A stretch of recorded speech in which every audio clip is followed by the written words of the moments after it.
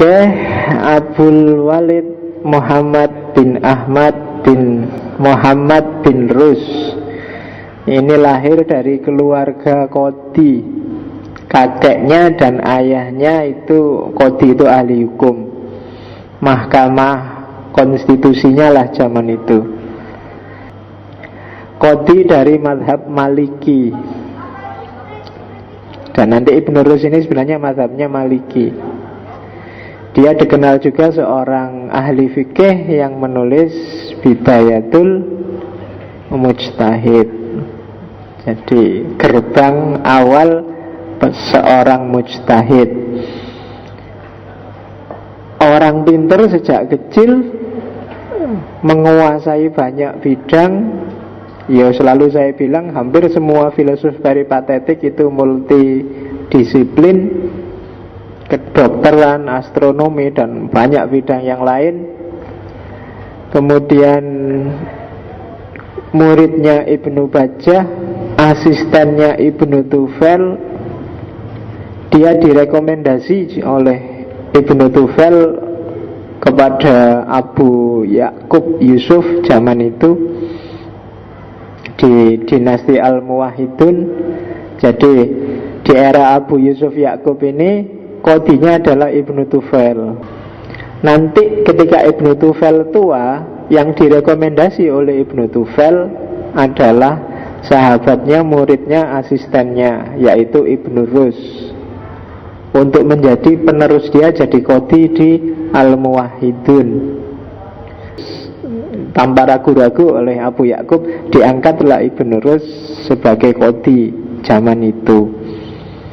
Cuma nanti di era penerusnya Abu Ya'qub, Abu Ya'la Al-Mansur, Islam sedang gonjang-ganjing politik, mengalami proses panjang perang salib. Di era perang yang semacam ini, dibandingkan filosof, lebih dicari orang yang teolog dan ahli fikih, orang yang bisa memprovokasi orang untuk perang. Itu kan teolog dan ahli fikih. Hari ini coba kamu lihat, kelompok-kelompok Islam keras itu kan gerakannya pasti di level teologis dan level fikih.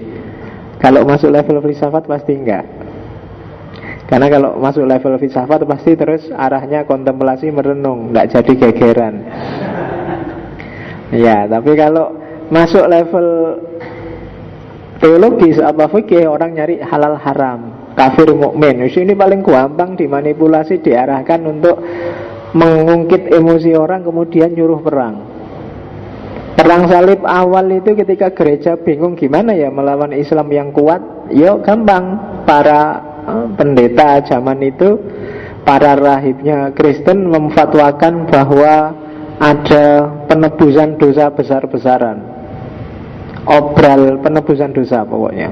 Barang siapa ikut perang, wah, akan dibebaskan. Wah, semoga maling-maling merampok ikut perang salib semua zaman itu. Sejarah perang salib itu kan panjang. Bahkan ada cerita, ini kok kalah terus. Itu rahib-rahibnya judek, para pendeta Kristen ini judek terus. Wah, ini karena yang ikut perang ini maling semua, rampok-rampok, banyak dosanya, makanya kita kalah. Sekarang kita nyari pasukan yang tidak punya dosa. Akhirnya bikinlah armada, bikin pasukan yang isinya anak kecil-kecil. Yang tidak punya dosa kan anak kecil-kecil, ABG zaman dulu. Tapi karena ABG zaman sekarang sudah ngerti macam-macam. Jadi ada sejarah perang salib yang pasukannya anak-anak. Dianggap ini anak-anak dosanya sidik, terus dibantu oleh Gusti Allah dan menang. Ternyata ya enggak, sama aja.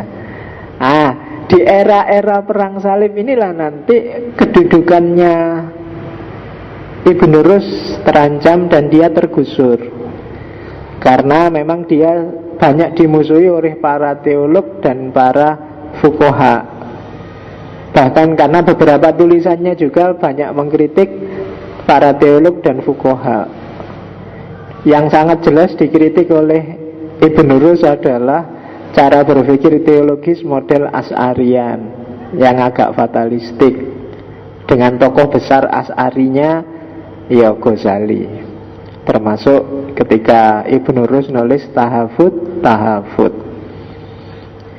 Dia kemudian diusir di era Al-Mansur dan hidup sengsara di pinggiran kota Andalus, di pinggiran kota Cordoba, namanya Lucena. Meskipun di akhir-akhir hidupnya dia dipanggil lagi ke istana, tapi sudah sangat tua dan akhirnya meninggal. Oke, yang paling terkenal lagi dari Ibnu Rus adalah mempertemukan filsafat dan syariat. Jadi karena di era Ibnu Rus dia banyak mendapat tentangan dari para teolog dan para fuqaha. Filsafat dianggap sudah sesat, filsafat dianggap menyimpang. Maka Ibnu Rus ya tadi nulis Faslul Maqal Fima Bainal Falsafah dan seterusnya. Itu tadi isinya menunjukkan bahwa filsafat dan syariah itu tidak bertentangan. Bolak-balik hampir semua filosof peripatetik ngomong ini, bukan karena ikut-ikutan sama para filosof pendahulunya, tapi karena tren umat Islam banyak yang anti dengan filsafat dari zaman ke zaman.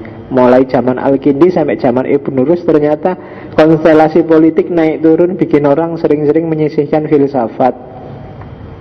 Orang lebih suka fikih yang jelas halal apa haram.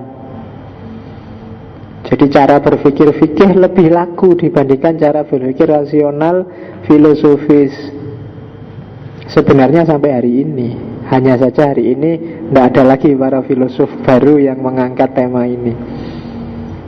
Sampai hari ini kan umat Islam itu cara berpikirnya kan masih fikih.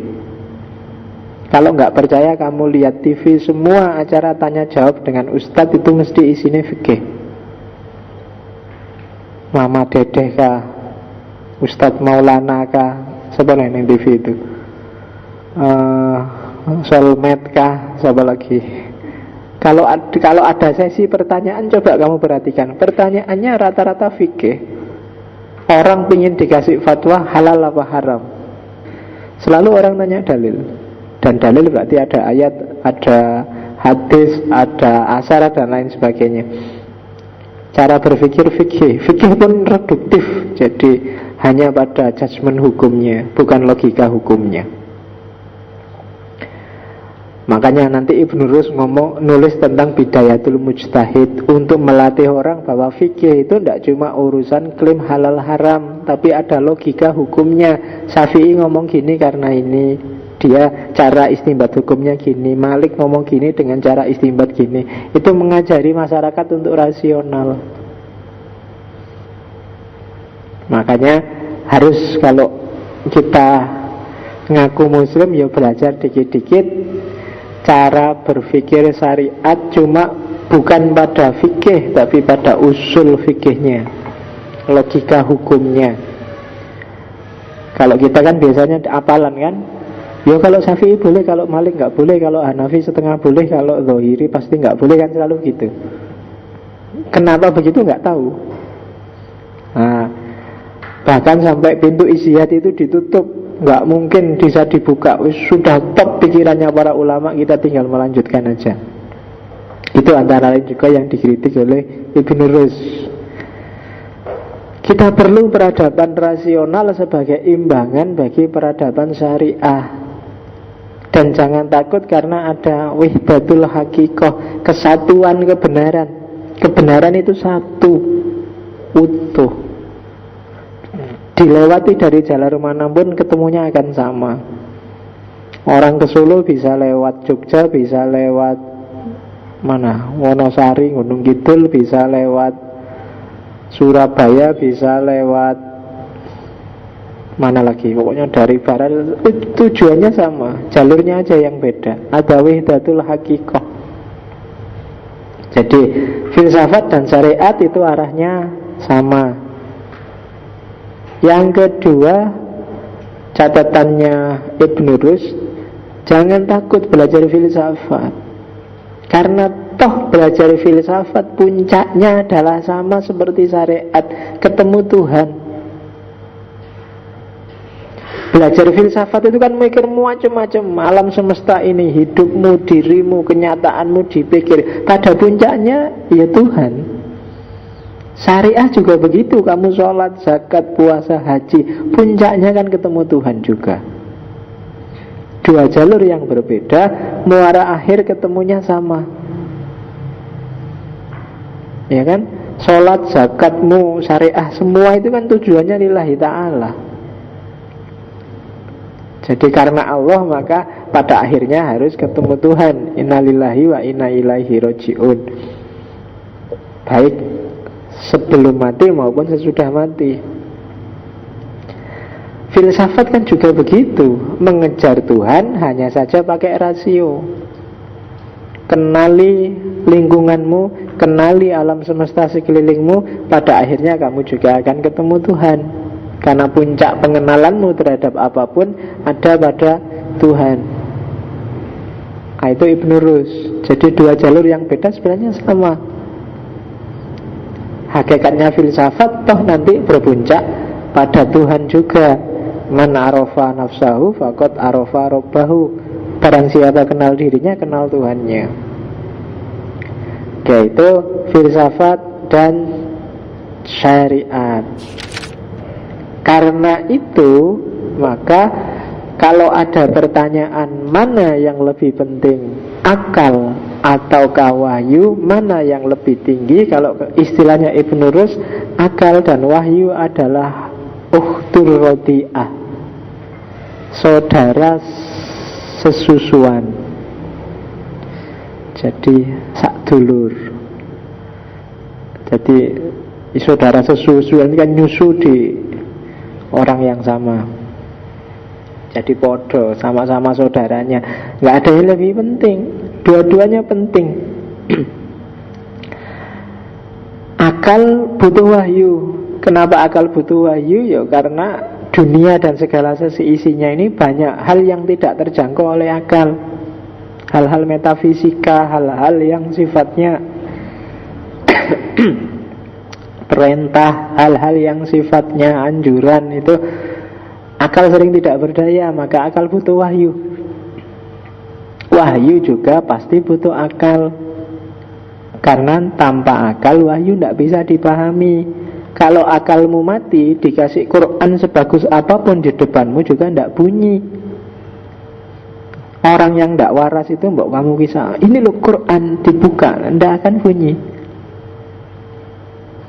Sama aja, untuk paham orang butuh akal.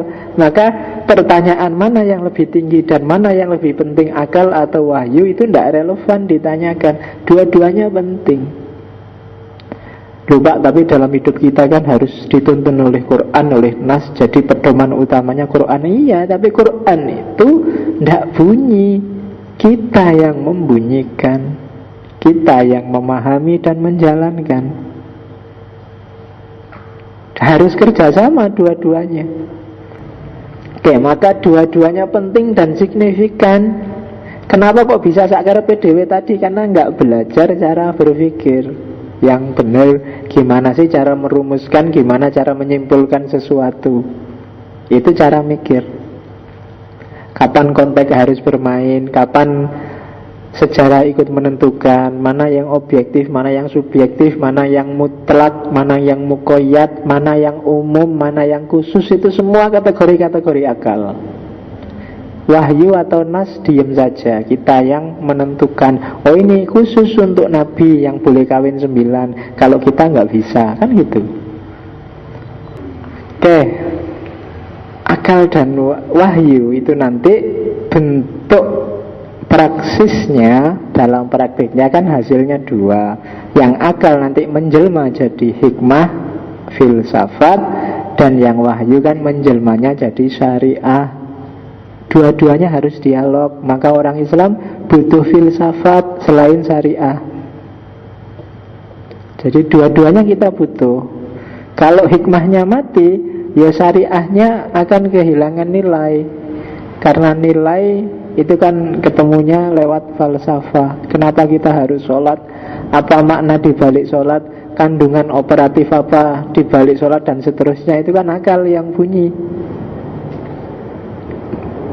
Hikmah saja, falsafah saja tanpa syariah juga kehilangan orientasi, kehilangan sasaran tembak, kehilangan modus. Maka hikmah perlu ketemu dengan filsafat. Oke, itu akal dan wahyu versi Ibn Rus. Selanjutnya, yang paling terkenal dari Ibn Rus adalah debatnya dengan Ghazali.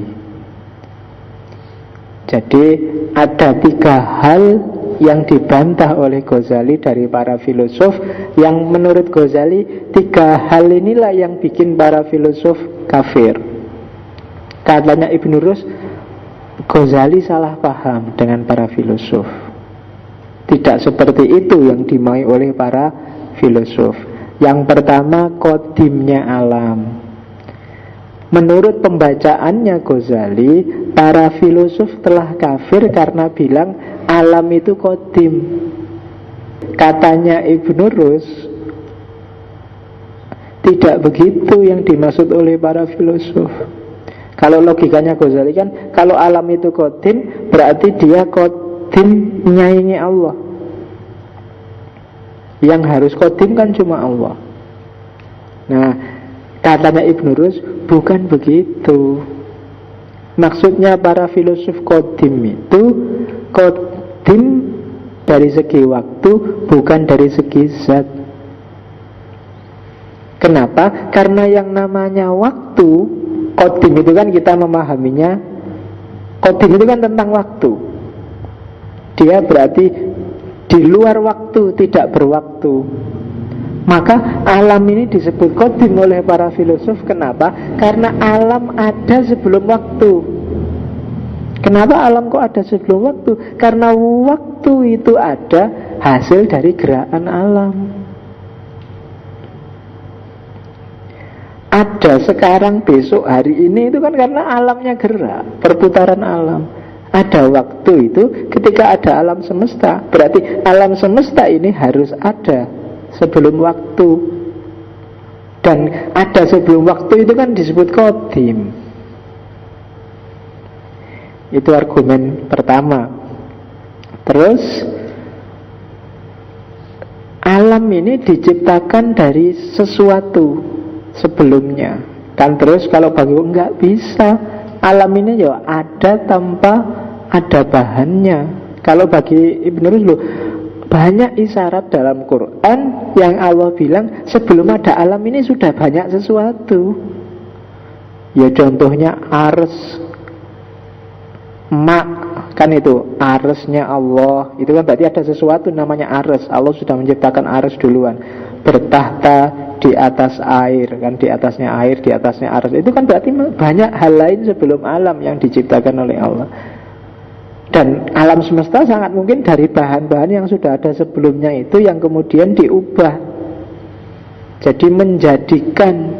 Jadi penciptaan tidak dari tidak ada sama sekali. Meskipun Ibn Rus mengkritik para filosof yang pakai emanasi, pelimpahan-pelimpahan. Tapi dia setuju bahwa adanya alam itu pasti ada bahannya dulu. Kenapa? Karena secara logika tidak mungkin sesuatu itu dari tidak ada menjadi ada. Tidak ada Adam, tidak ada ya tidak ada saja. Kalau ada ya ada. Nggak mungkin ada satu barang dia punya kualitas tidak ada sekaligus ada. Akal susah memahaminya. Gelas ini semula tidak ada, tapi sebenarnya dia sebelum jadi gelas mungkin jadi kaca. Sebelum jadi kaca mungkin jadi pasir. Sebelumnya selalu ada. Hakikatnya sebelumnya memang sudah ada. Kalau tidak ada ya memang tidak ada. Jadi yang tidak ada ya tidak ada. Yang ada pasti ada. Nah, itu yang. Jadi di titik-titik ini ada selisih persepsi, bukan pertentangan. Yang menurut Ibn Rus, Ghazali salah paham. Jadi kalau tidak ada, ya makanya kan kayak orang ngomong barang hilang itu tidak ada. Ya dia pindah tempat atau ganti bentuk atau jadi nggak ada. Dompetku kok hilang, katanya siapa? Kalau dompetmu hilang, dompetmu paling dibawa siapa, dipegang siapa, sekarang ada di mana, hanya saja nggak kamu. Tapi dia nggak hilang karena awalnya sudah ada. Sebelumnya juga mungkin dia dalam bentuk kulit, dalam bentuknya sudah ada. Yang sudah ada nggak mungkin nggak ada. Yang nggak ada nggak mungkin ada. Itu logika kayak ini judek kamu mikirnya. Yang sudah ada mesti nggak ada ya. Kamu sebelum jadi manusia kayak gini kan paling dari setetes airnya kan dari setetes apa, mungkin dari sari makanan, dari makanan bulat itu ada, dari ada, nggak mungkin dari nggak ada jadi ada. Yang nggak ada pasti nggak ada, yang ada nggak mungkin terus jadi tidak ada. Dengan pakai logika ini terus para filsuf bilang ya alam pasti ada bahannya, tidak kayak sulapan. Loh nanti jangan-jangan bahannya ini kodimnya Nyai Allah. Enggak, kodim dalam definisi apa dulu? Dari segi zat apa dari segi waktu? Nah itu yang pertama. Problem kedua adalah problem pengetahuan Tuhan. Jadi ada beberapa filosof peripatetik, Ibnu Sina, Farabi khususnya, katanya Ghazali, dianggap Ghazali kafir karena mereka berpendapat bahwa Tuhan itu hanya ngerti yang besar-besar. Pengetahuan Tuhan itu hanya kuliyat. Tuhan tidak ngerti tentang juz'iyat. Jadi ya misalnya Tuhan ngerti bahwa aku ngajar di sini malam ini mungkin urusan besar, tapi detail proses ngajinya penentunya aku. Tuhan ngerti bahwa mungkin kamu besok masuk surga, tapi prosedur masuk surganya urusanmu. Yang juz'iyat Tuhan nggak ngurusi. Itu partikularitas dan universalitas. Tuhan ngerti yang besar-besar, hukum-hukum alam yang besar. Dan itu nanti hubungannya kan sama perbuatan manusia, bahwa manusia itu ya bebas ngurusi yang kecil-kecil. Tapi Tuhan ngerti hukum-hukum universal, bahwa kalau dia murtad kafir ya besok dia masuk neraka dan seterusnya. Nah, bagi Ghazali, klaim para filosof yang semacam ini mengindikasikan melecehkan Tuhan. Emangnya Tuhan nggak ngerti sampai yang detail kecil-kecil? Kok berani bilang begitu? Nah, terus dibilanglah oleh Ibnu Rus, Ghazali sampean salah paham. Yang dimaksud para filosof itu tidak begitu. Yang dimaksud para filosof adalah pengetahuannya Tuhan tentang perincian itu tidak sama dengan pengetahuannya manusia tentang yang perincian. Jadi Tuhan tidak tahu tentang yang perincian versi perinciannya manusia. Contohnya gini loh, banyak hal kecil yang itu kalau Tuhan tahu itu malah mencederai kebesarannya Tuhan. Tak kasih contoh yang agak kasar. Misalnya manusia, kamu tahu nggak rasanya perutmu mules pagi-pagi? Tahu ya karena kamu pernah mules. Atau ada yang nggak tahu, nggak pernah mules sepanjang hidupnya? Rasa mules ini kan kamu ngerti kenapa? Kamu merasakan mules. Itu kan hal kecil namanya mules. Kamu ngerti tentang mules karena kamu pernah merasakan mules. Orang yang nggak pernah mules, kamu ceritain mules itu kayak gini, dia susah sekali membayangkan. Kayak gimana sih? Hanya diketahui oleh yang punya rasa. Nah, Tuhan tahu pengetahuan, dia ngerti tentang fenomena mules itu, tapi pengetahuannya Tuhan beda dengan pengetahuanmu. Levelnya, intensitasnya, keutuhannya nggak mungkin persis kayak kamu. Karena kalau persis kayak kamu, Tuhan harus mules duluan. Kan gitu. Kalau tanpa mules duluan, Tuhan nggak akan ngerti kayak kamu kan. Baru kalau dia mules, oh kayak gini rasa mules, berarti aku tahu tentang mules. Tapi kalau Tuhan mules itu kan nggak mungkin. Jadi pengetahuannya Tuhan beda dengan pengetahuan kita. Nah itu pembelaannya Ibnu Rus pada para filosof. Jadi bukan itu maksudnya Farabi sama Ibnu Sina. Tuhan ngerti juga tentang partikularitas, tapi tidak seperti pemahamannya manusia tentang partikularitas. Karena pemahamannya manusia itu dinamis, berubah-ubah, kontekstual. Sekarang A, besok berubah-ubah. Kalau Tuhan ngerti juga yang berubah-ubah kayak gini, ya berarti merendahkan derajatnya Tuhan. Nah, itu bantahannya Ibnu Rus. Yang ketiga, kebangkitan jasmani. Memang Ibnu Sina, Farabi bilang besok yang dibangkitkan itu rohaninya. Jasmaninya sudah rusak. Kalau dibuka kuburan kan jelas sudah rusak itu. Hancur jasmaninya. Katanya Ghazali, Quran sudah bilang bahwa kita dibangkitkan, ya berarti jasmani sama rohani.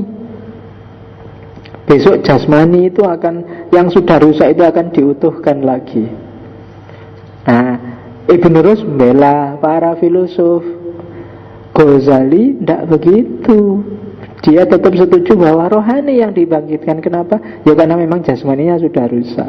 Loh, besok kan dikasih jasad baru. Tidak adil Allah kalau ngasih jasad baru. Dulu yang punya dosa jasad lama. Dulu yang melakukan kesalahan jasad yang lama. Kok sekarang dikasih jasad baru? Seandainya ada jasad baru yang dipentungi, yang dikeprui, berarti keliru harusnya. Terus itu. Dan katanya Ibnu Rus, pembalasan, penyiksaan, enak, ndak enak, sakit, sumpek, sedih, itu kan rohani, bukan jasmani. Bahwa di Quran terang-terangan Allah ngomong besok kepalanya dipukul pakai batu, pecah balik lagi. Lo kan memang ngomongnya di level khotobiyun, di level orang-orang yang kalau digambarkan secara abstrak nggak nyampe pikirannya mereka. Digambarkan sadis. Jadi terus neraka itu kan bayangannya kayak bengkel, kayak pertukangan. Di situ ada gergaji, ada palu, ada linggis, ada itu kan bayanganmu kan gitu. Karena memang orang zaman itu disuruh mikir abstrak juga susah. Tapi hakikatnya kan di neraka kamu akan merasa sengsara, di surga kamu merasa senang. Intinya kan itu aja. Dan urusan rasa merasa itu kan rohani, bukan jasmani. Rohaninya disiksa, bisa kok jasmaninya seneng. Misalnya para pejuang, para mujahid zaman dulu mungkin disiksa tapi dia merasa bahagia besok segera ketemu. Itu kan rohaninya seneng meskipun jasmaninya disakiti. Jadi justru siksaan itu pada rohani, bukan jasmani. Rasa sakit itu pada rohani, bukan jasmani. Jadi jawabannya Ibnu Rus, enggak. Ghazali salah paham lagi dengan para filosof. Yang dimaksud bukan itu. Memang rohani yang nanti dibangkitkan. Karena jasmani itu tanah, dari tanah kembali ke tanah. Yang kembali ke Allah itu kan rohani. Wa nafahtu fihi min ruhi. Nah, itu kebangkitan jasmani. Ibnu Rus nulis juga tentang politik. Dia punya teori al-jumhuriyah wal ahkam. Ini khas dari dia, agak mirip Al-Madinah Al-Fadilah. Sebenarnya untuk merespon kondisi politik saat itu. Ya, prinsip-prinsipnya ada 5. Yang pertama adalah hukum atau syariat. Yang kedua adalah kedaulatan rakyat, siyadatul ummah. Yang ketiga adalah hak asasi manusia, al-hukuk al-insaniyah. Yang keempat adalah kepala negara, rois atau khalifahnya.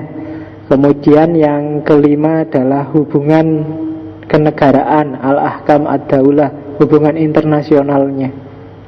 Satu negara kalau 5 ini beres, insya Allah negara itu maju.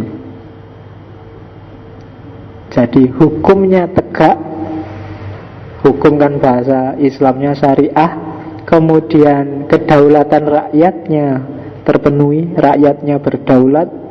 Kemudian hak asasi manusia dilindungi, dijamin. Yang keempat, kepala negaranya berkualitas. Dan yang kelima, hubungan dengan negara lain bagus. Maka jaminan negara itu makmur, tentram. Tujuan-tujuan kenegaraan bisa dicapai. Maka carilah presiden yang bisa mewujudkan 5 itu besok untuk pilpres. Oke, saya kira itu. Semoga ada hikmah dan syariah yang bisa diambil. Wallahul muwaffiq, wallahu a'lam bishawab. Wassalamualaikum warahmatullahi wabarakatuh.